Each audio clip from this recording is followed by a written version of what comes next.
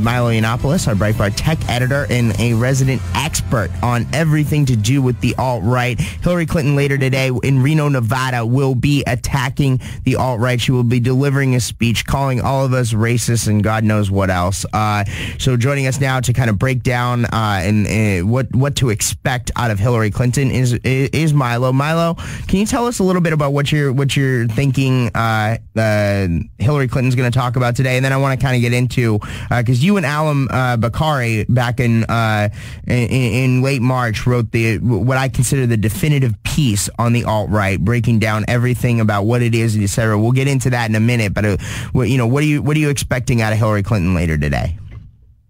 Hi, dude. You're right to call it a definitive piece, and also kind, because I think it's the only time that anybody in journalism has really attempted to give the contours of the movement in a fair way, rather than just virtue signaling to other journalists, as other reporters have done, that, you're not a racist. So the alt-right is a complex thing to get hold of, but only if you have fallen for some of the sleights of hand the left has been playing over the last 30 years.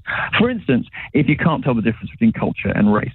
Now, it's perfectly respectable and reasonable, I think, for people who are concerned about immigration, people who are concerned about depressed wages, people who are concerned about maybe the Islamization of Europe. I think it's perfectly reasonable for those people to have some sort of nativist concerns. And many of Trump's supporters are motivated by those kinds of instincts. Now, there's also the political correctness thing, which the alt-right loves too.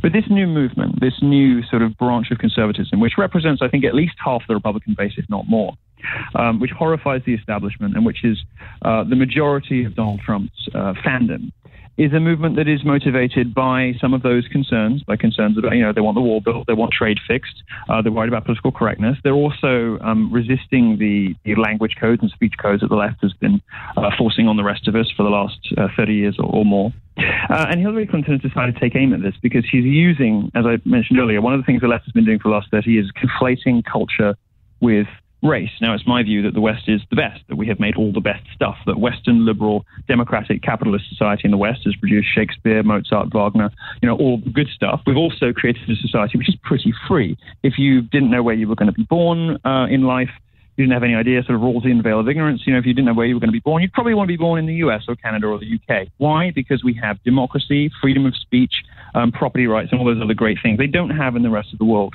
That to the left is apparently racist, because what they do is they say, if you believe in Western culture and you think that the West is the best and you like the way that we do things over here, and you think that we are better than, let's say, the toilet bowl of the Middle East, that is somehow a racist statement. And Hillary Clinton is going to try to suggest that ordinary anxieties, that the regular concerns of millions of hardworking Americans are somehow racist because these people look out on a world, whether it is the female genital mutilation pouring over the border from Mexico or the gradual Islamization of Europe. And she's going to say that a bit of, concern and anxiety about that represents racism. And she's also going to try to suggest that Donald Trump isn't qualified for the presidency because he appeals to these people's very reasonable concerns. Now, we don't believe, Alan and I, we wrote the piece, we don't believe that those concerns are based out of bigotry. We don't believe they're unwarranted. We don't believe that they come from any kind of racism. We think that the alt-right, which is this noisy, mischievous, trollish new movement, is probably the best hope that America has of retaining the First Amendment, because Republicans and liberals don't seem to be particularly keen on hanging on to free speech. And we also think that Trump is hopefully going to represent an existential threat to political correctness and to smash the language codes from the left and the right.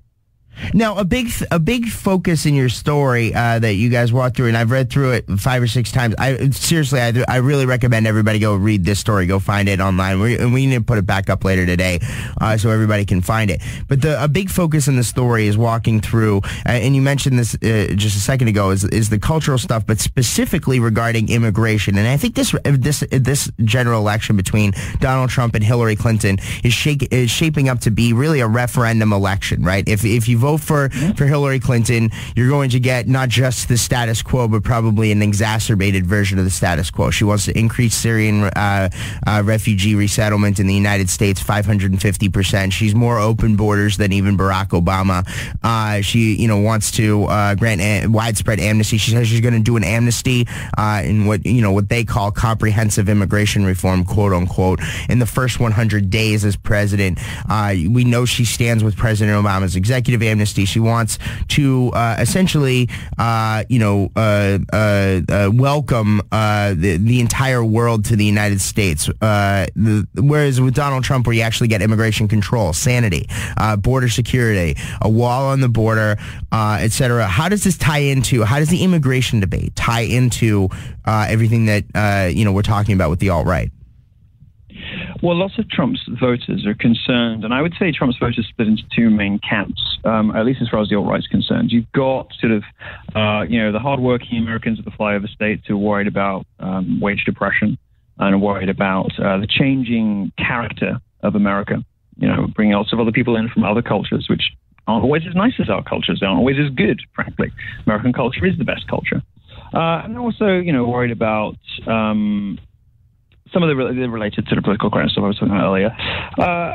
The problem is there is a wholesale rejection worldwide right now of the sort of globalization kind of agenda. There is now a wholesale rejection of the idea that international, unaccountable elites and institutions can run our lives better than national governments can. And there's a wholesale rejection, of the whole sort of UN, Olympic Committee, European Union system of bloated, unaccountable, bureaucratic entities that Hillary Clinton is, the dream president for.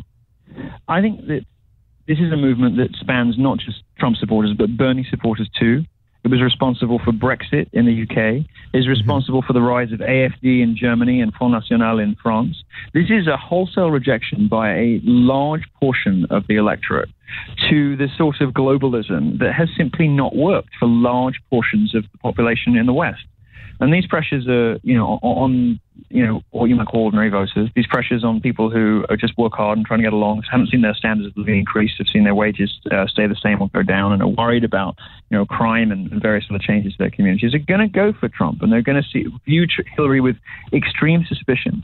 I think the language of the left, in seeking to characterize anyone who is justifiably concerned about changes to their nations as bigoted and hateful and racist, and their habit of characterizing anyone who doesn't believe in conspiracy theories like the wage gap or campus rape culture, calling them sexists and misogynists. I think this stuff has run its course now.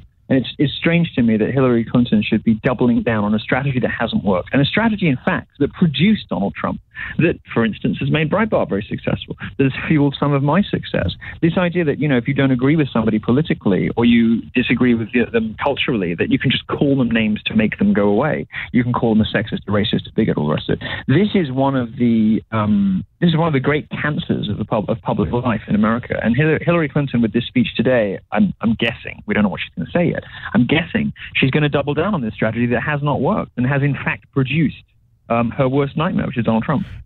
And then the last thing I wanted to ask you about, because we're running out of time here, but it almost seems like in what you just said there kind of plays right into this. It almost seems like, speaking of, the reason why she's doing this is because Breitbart's Steve Bannon, our executive chairman, has taken over the Trump campaign. He's taken a leave of absence here from this show on Breitbart News Daily and from Breitbart to go and serve as the CEO of the Trump campaign. There's already been rapid improvement in the Trump campaign over the past week since he's been there.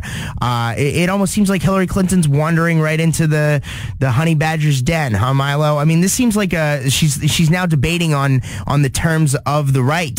She's not just keeping her head down as she wanted to do until Election Day. I think this is a political mistake by Hillary.